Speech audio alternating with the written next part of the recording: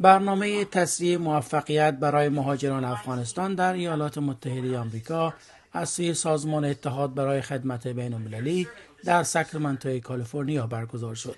اینجا در این برنامه آموزشی شماری از کارآفرینان و مهاجران تازه وارد افغانستان گرد هم جمع شدند تا یاد بگیرند چگونه زندگی شخصی و حرفه‌ای خود را برای موفقیت در جامعه آمریکا بسازند، از ادغام در جامعه آمریکا گرفته تا ایجاد کسب و کارهایشان در مهاجرت.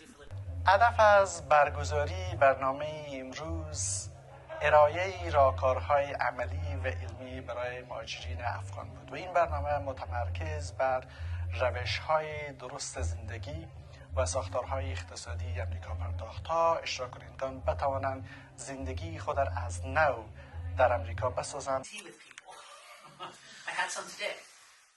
سخنران این برنامه راس پیترسن مربی برجسته رهبری و کسب و کار بود، مربی که سالها در افغانستان نیز مدرس و مربی رهبری بوده.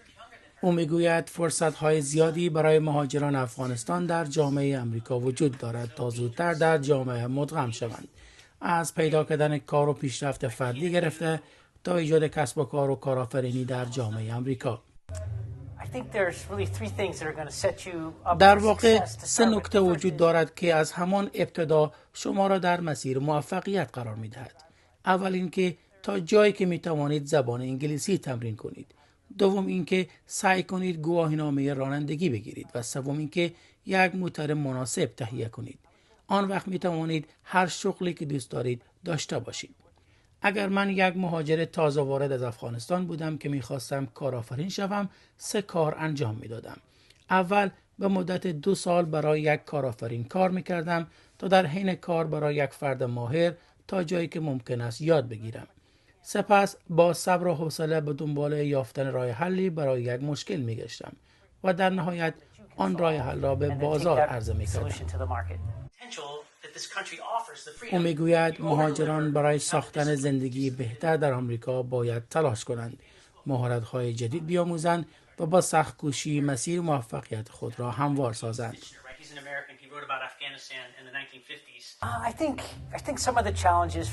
به باور من یکی از چالش‌های مهاجران افغانستان در آمریکا این است که منتظر می‌مانند تا دیگران کاری برایشان انجام دهند. من آنها را تشویق می‌کنم که خودشان دست به کار شوند، از فرصت‌هایی که آمریکا فراهم می‌کند استفاده کنند و بهترین زندگی را برای خود بسازند. در این کشور شما آزاد هستید چیزهای جدیدی یاد بگیرید و رشد کنید. کسانی که سخت‌کوش باشند بیشترین موفقیت را به دست می‌آورند. همچنان مهم است که پس از ورود به آمریکا در جامعه خود منزوی نشوید. با جامعه بزرگتر ارتباط بگیرید، با افراد جدید آشنا شوید و یاد بگیرید که چگونه هم یک افغانستانی باشید و هم یک آمریکایی. به نظر من وقتی به یک کشور جدید ما میاییم، به حیث امیگرنت ما میاییم اینجا، به ویژه خانم ها به 3 فاکتور اساسی نیاز دارن که اولیش زبان انگلیسی هست، دومیش داشتن درایوینگ لایسنس هست که درایوینگ لایسنس خود بگیرن و سوم ای که یک ریلایبل کار داشته باشن.